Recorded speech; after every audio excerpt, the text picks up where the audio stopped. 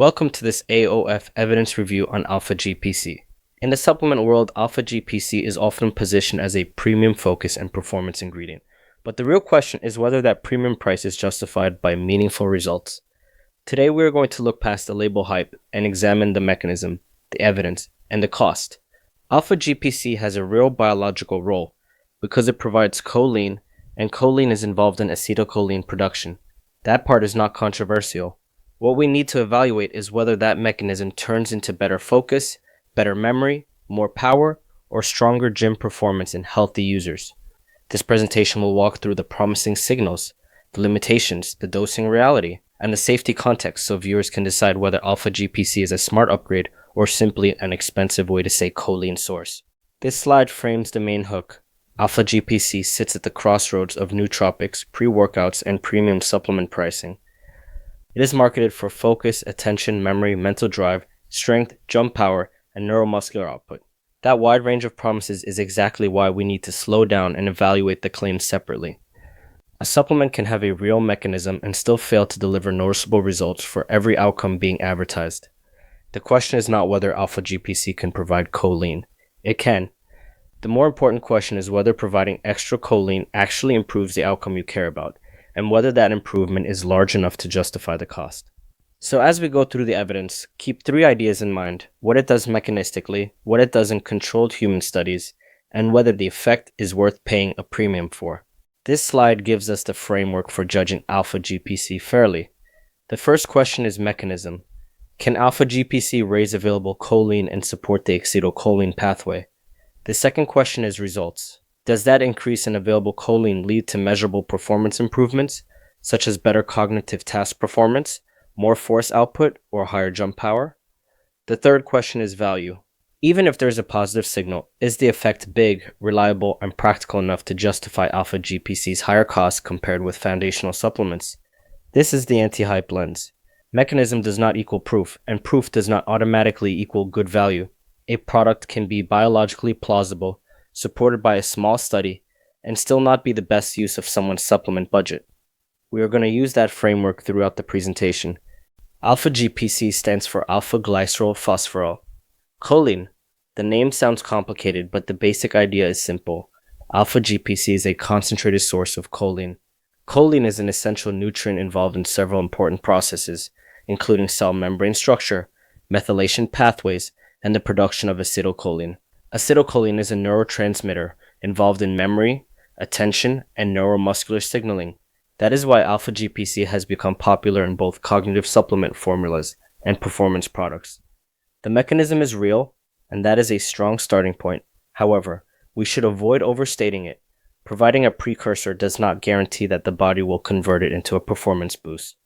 The body regulates neurotransmitter systems tightly, so while Alpha-GPC can deliver choline, we still need to ask whether extra choline is actually the limiting factor in healthy, well-fed people. This slide explains an important but often misunderstood point. Regulatory assessment can support the identity of Alpha-GPC as a choline source, but it does not prove that Alpha-GPC improves strength, focus, or athletic performance. When a regulator evaluates a compound for use as a source of supplemental choline, that means the ingredient can be considered a way to provide choline under certain use conditions. It does not mean that every marketing claim attached to that ingredient has been validated. This distinction matters because brands sometimes blur the line between this ingredient supplies a nutrient and this ingredient produces measurable performance outcomes.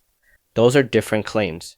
A regulatory context can tell us what the ingredient is and whether it fits certain safety or use categories. It cannot replace outcome-specific research in athletes, lifters, gamers, students, or healthy users. Alpha-GPC is marketed across several categories at once. In nootropic products, it is sold as a cognition enhancer. In focus formulas, it is marketed for attention and mental drive. In pre-workout products, it is framed as a training intensity ingredient. In performance formulas, it is promoted for power and neuromuscular output. That does not mean all four claims are equally supported. Each promise needs its own evidence. A cognitive benefit on a selective attention task does not automatically prove a strength benefit. A power signal in a small jump study does not automatically prove better memory. The market often packages all of these outcomes into one premium narrative, but science has to evaluate them separately. As viewers, we should ask, which specific outcome do I want? And does alpha-GPC have solid evidence for that outcome in people like me? This slide covers the basic biochemical rationale. Alpha-GPC provides choline. Choline can serve as a substrate for acetylcholine synthesis. Acetylcholine is a neurotransmitter involved in communication between nerves and muscles, as well as aspects of attention and memory. This pathway is why alpha-GPC has a plausible role in both cognitive and neuromuscular performance. But the key phrase is plausible role. A real pathway is the starting point, not the finish line. The body does not always turn extra precursor into extra function. If someone already has enough choline, and the system is not limited by choline availability, adding more may not produce a noticeable benefit. So while the mechanism is legitimate, the practical question remains, does this translate into measurable improvement under controlled testing? Acetylcholine is involved in several functions relevant to performance. It supports memory processes, attention, motor control, and neuromuscular signaling. That makes it easy to see why alpha-GPC is appealing. If acetylcholine is involved in both thinking and movement, then supplying more choline sounds like it might sharpen focus and improve contraction quality. But again, important does not always mean rate limiting. Water is essential for performance, but if you are already hydrated, drinking more water does not automatically make you stronger. The same logic applies here. Acetylcholine is important, but that does not prove that healthy users are limited by choline availability during normal training. The evidence has to show that supplementation improves specific outcomes beyond placebo, and that the benefit is large enough to matter. This slide links the brain and muscle sides of the discussion. Good performance depends on clear signaling. You need attention to select the right task, motor planning to execute the movement, and neuromuscular communication to coordinate contraction. Alpha-GPC's appeal comes from the idea that supporting acetylcholine may improve signal quality across this chain. That is a reasonable hypothesis, especially for complex or high-intensity tasks where focus and coordination matter. However, more precursor does not automatically create more force. Strength and power depend on many factors: muscle size, tendon stiffness, skill, motor unit recruitment, fatigue, recovery, nutrition, and training history. Alpha-GPC may support a pathway involved in performance, but it is not a shortcut around training fundamentals. Think of it as a possible support tool, not a guaranteed driver of output. This slide is one of the most important in the presentation. Alpha-GPC provides choline, and choline supports acetylcholine synthesis. That is the mechanism, but proof requires outcome data. Does alpha-GPC improve a Stroop score? Does it increase force output? Does it improve jump power? Are the effects repeatable across studies and relevant populations? Those are separate questions. Supplement marketing often moves too quickly from mechanism to promise. A biochemical pathway gets presented as if it automatically means better focus or better gym performance. Science does not work that way. Every claimed benefit must be tested directly. If a study shows a cognitive signal, we should not automatically generalize it to strength. If a study shows a power signal, we should not automatically generalize it to memory. Each outcome needs evidence. This slide introduces one of the more promising recent findings. A randomized trial tested acute alpha-GPC supplementation at doses around 315 mg and 630 mg and looked at cognitive performance, including Stroop-based tasks. In healthy young men, the study found improvements in select Stroop outcomes compared with placebo. That is meaningful because it suggests alpha-GPC may have an acute cognitive effect in certain conditions. However, this does not mean the ingredient turns every healthy person into a high-focus machine. The same trial did not show clear physical performance or growth hormone benefits. So the takeaway is nuanced. There is a promising cognitive signal, but it is task-specific, population-specific, and not a universal performance upgrade. This is exactly why we need to separate claims rather than lumping all benefits together. This slide helps interpret the cognitive data responsibly. A statistically significant improvement on a Stroop task means the supplement may have helped with selective attention or inhibitory control under the test conditions. That is interesting, but it is not the same as saying every user will feel dramatically more focused during work, gaming, studying, or training. Cognitive tests measure specific abilities, and different tasks can respond differently. The population also matters. Healthy young men in a controlled study do not represent every lifter, student, older adult, or athlete. Replication matters too. One promising trial should encourage more research, not settle the debate. For practical users, the message is to treat alpha-GPC as potentially useful for certain focus demands, but not as a guaranteed focus switch that works across all situations. A lot of the broader Alpha-GPC cognitive literature comes from clinical or aging contexts, including cognitive impairment and dementia-related research. That does not mean the findings are irrelevant, but it does mean we have to be careful about transfer. A person with cognitive impairment, an older adult, and a healthy lifter are very different populations. An ingredient that helps restore a deficient or impaired pathway may not produce the same result in a healthy user who already has adequate choline intake.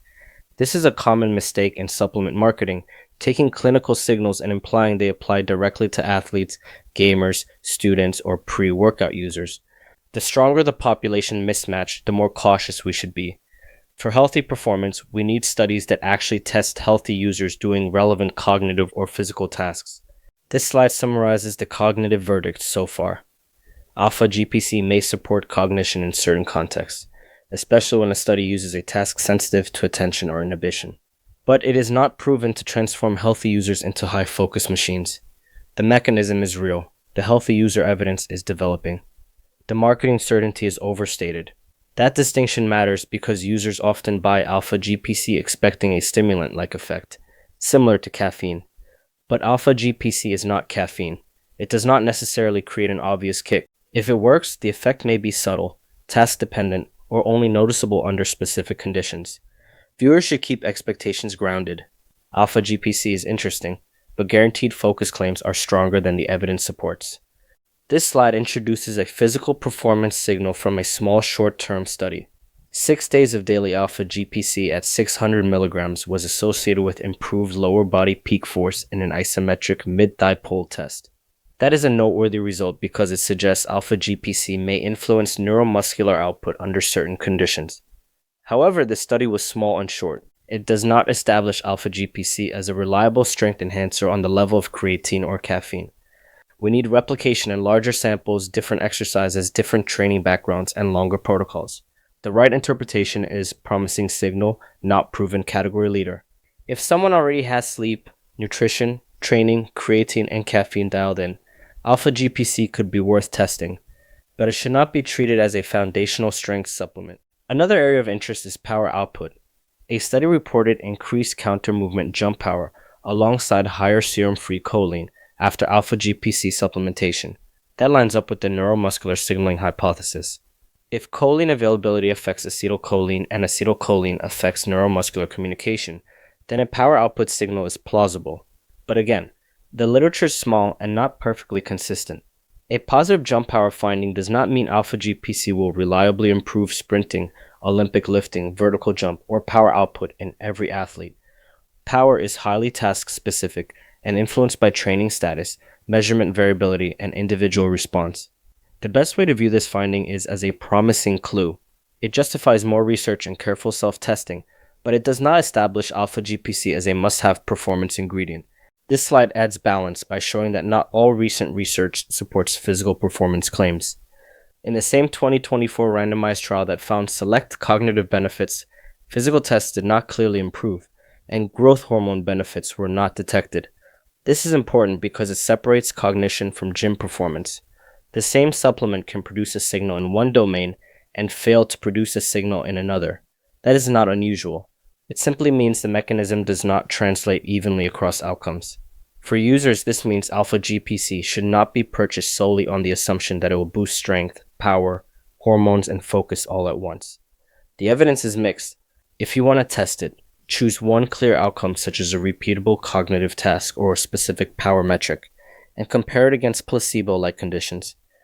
This slide compares Alpha-GPC to more established performance ingredients. Creatine has strong evidence for strength, power, and lean mass support. Caffeine has strong evidence for alertness and performance in many contexts. Beta-alanine has strong support for buffering in specific high-intensity timeframes. Sodium bicarbonate has strong support for extracellular buffering in repeated high-intensity work. Citrulline is more goal-specific and related to pump and blood flow. Alpha-GPC falls into a promising or mixed category. It has mechanisms, cognitive signals, and some power findings, but the evidence base is not yet strong enough to call it essential.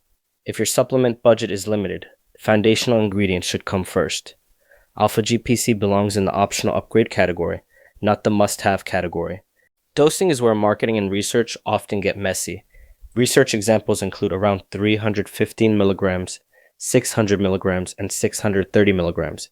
That does not mean higher is always better, and it does not mean every user needs 600 milligrams, but it does give us a practical range to audit labels. A product with 50 or 100 milligrams of alpha-GPC may sound impressive on the front panel, but may not match the doses used in promising studies.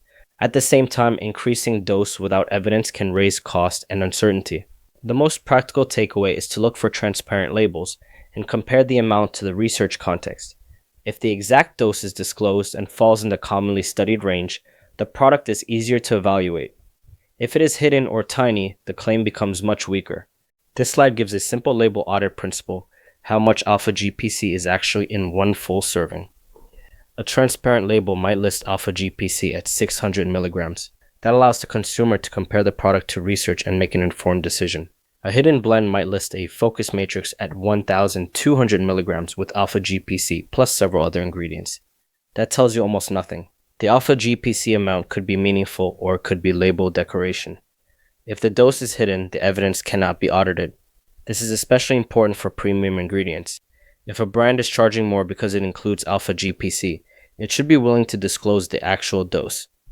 Transparency is not optional when the claim depends on dose. This slide walks viewers through a practical audit. First, find the full serving size, because some labels base claims on 2 scoops instead of 1. Second, confirm that alpha-GPC is individually disclosed rather than buried in a blend. Third, check the active amount versus the branded powder amount. Some ingredients are sold as powders that contain a percentage of the active compound, so the label can be misleading if it lists only the total complex. Fourth, compare the dose with the research context. Finally, reject blends that hide the number. Underdosing is common in premium formulas because brands want the marketing value without the full cost of clinically relevant amounts. The phrase contains alpha-GPC is not enough. Serious consumers should ask whether it contains enough alpha-GPC to plausibly matter. Alpha-GPC is often expensive, and cost should influence the recommendation. If the goal is strength, creatine should usually be the first purchase because it is cheap, well-studied, and effective. If the goal is alertness, caffeine is inexpensive and strongly supported. If the goal is pump, citrulline targets a different pathway. If the goal is stress-focused cognition, tyrosine may be more directly relevant depending on the context. Alpha-GPC is not useless, but it is a premium add-on. It becomes more reasonable after the basics are already covered. This is where value matters. A supplement can be interesting and still not be the best use of money. Users should always ask what problem they are trying to solve and whether a cheaper, better supported ingredient solves it first. This slide puts alpha-GPC into a practical supplement hierarchy. Creatine offers major value for strength, power, and lean mass support. Caffeine offers strong value for alertness and exercise performance. Citrulline can make sense for pump and blood flow goals. Alpha-GPC has interesting signals for focus and power, but it is more optional and premium. Return on investment depends on your goal. Ingredient prestige should not determine your supplement stack. If someone is skipping creatine but buying alpha-GPC for strength, that is probably poor prioritization. If someone cannot tolerate caffeine and wants a non-stimulant focused option, alpha-GPC may become more relevant. The right recommendation changes based on the user, the goal, the budget, and the rest of the formula. This slide gives a checklist for when alpha-GPC may justify its cost. First, the exact dose must be disclosed. Without that, you cannot evaluate anything. Second, foundational ingredients should already be covered, because alpha-GPC is not the highest return, first purchase for most people. Third, the session should have a real cognitive demand. Alpha-GPC makes more sense for technical training, complex tactics, or focus-heavy sessions than for a simple low-stress workout. Fourth, you should be able to test the effect without sacrificing higher return basics. That means comparing similar sessions, monitoring performance, and avoiding placebo-driven conclusions. If those boxes are not checked, you may be paying for mechanism and marketing instead of proven value. Alpha-GPC is best suited to advanced users who already have the fundamentals handled. Advanced lifters may test it as a premium add-on after creatine, caffeine, training quality, sleep, and nutrition are in place. Non-stimulant users may consider it when they want cognitive support without relying on caffeine. It may also fit focus-heavy sessions that involve complex skill, tactics, or technical work, where attention and control matter. Controlled self-testers are the best candidates because they can compare repeatable sessions and decide whether the product actually changes outcomes. The main idea is that Alpha-GPC makes more sense at the margins. It is not something beginners need. It is something experienced users may experiment with once the high-value pieces are already in place. This slide covers who should probably skip Alpha-GPC. Beginners are unlikely to benefit much because training quality, consistency, technique, sleep, and nutrition will dominate their outcomes. Budget-conscious users should usually prioritize creatine and caffeine before paying extra for Alpha-GPC. People expecting dramatic stimulant-like effects may be disappointed because Alpha-GPC is not caffeine and may not feel obvious. Proprietary blends are another weak fit because an unknown dose means unknown value. A premium ingredient can distract from a weak formula. If the rest of the supplement is underdosed or poorly designed, the presence of Alpha-GPC does not rescue it. The practical message is simple. Do not let a fancy ingredient name override basic supplement logic. This slide introduces an important safety discussion. A large observational cohort study found an association between prescription Alpha-GPC use and higher incident stroke risk over long-term follow-up, with a dose-responsive pattern. That sounds concerning, and it should not be ignored. But we also need to interpret it correctly. Observational studies can show associations, not prove causation. Prescription users may differ from non-users in health status, age, baseline disease risk, medication use, or other factors that influence stroke risk. Still, a large sample and a dose-responsive signal deserve attention. The practical takeaway is not to panic over occasional use, but also not to assume long-term high-dose Alpha-GPC is automatically risk-free. People with cardiovascular risk, medication use, or medical conditions should seek professional guidance. This slide teaches balanced safety interpretation. We should not overstate the observational cohort. It cannot prove that Alpha-GPC caused strokes, and confounding is possible. Prescription users may have been different in important ways from non-users. At the same time, we should not dismiss the finding just because it is observational. The sample was large, the follow-up was long, and the association appeared dose-responsive. That combination means long-term high-dose use deserves caution. For healthy users considering occasional supplement use, this does not necessarily mean Alpha-GPC is dangerous in all contexts. But for users with cardiovascular risk, pregnancy, medication use, or major medical conditions, professional guidance is appropriate. This is the mature approach. Avoid fear-mongering, but do not ignore meaningful signals. The final verdict is that Alpha-GPC is a real ingredient with a plausible mechanism and some promising signals, but it is not a must-have. What holds up, it is a real choline source. It has a plausible acetylcholine pathway. It has select cognitive findings and some power-related signals. What limits it? The studies are small. Physical performance results are mixed. Healthy user data are limited. And cost is high. What fails? Guaranteed focus claims, must-have strength claims, hidden dosing, and casual long-term megadosing. Alpha-GPC may be worth considering for advanced users, non-stimulant focus seekers, or people testing premium add-ons with transparent doses. But for most lifters, the basics still matter more. Creatine, caffeine, training quality, protein, sleep, and consistency should come before paying extra for Alpha-GPC.